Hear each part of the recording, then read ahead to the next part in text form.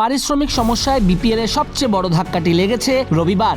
টাকা না পাওয়ায় মাঠেই আসতে রাজি হননি দুর্বার রাজশাহীর বিদেশি ক্রিকেটাররা। টুর্নামেন্টের ইতিহাসে প্রথমবার কোনো বিদেশি ক্রিকেটার ছাড়াই খেলতে হচ্ছে একটা দলকে। এর আগে চট্টগ্রাম পর্বে টাকা না পাওয়ায় রাজশাহীর পুরো দলই অনুশীলন বয়কট করেছিল। পারিশ্রমিক সমস্যায় পিসিবিতে অভিযোগ জানিয়েছে দলটা শ্রীলঙ্কান ক্রিকেটার লাহিরু সামারাকুন। বরিশালের ক্রিকেটারদের এই সমস্যা নেই বলেই জানিয়েছেন ডেভিড মালান।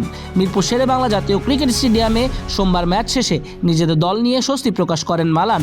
আমি নিজের দল নিয়ে শুধু মন্তব্য করতে পারি, আমার দল দারুণ। যেখানেই খেলেন না কেন মৌলিক বিষয়গুলো ঠিকঠাক দেখতে চান সবাই। আমাদের কাজ হচ্ছে খেলা, আর অন্য কারো কাজ আমাদের পারিশ্রমিক দেয়া।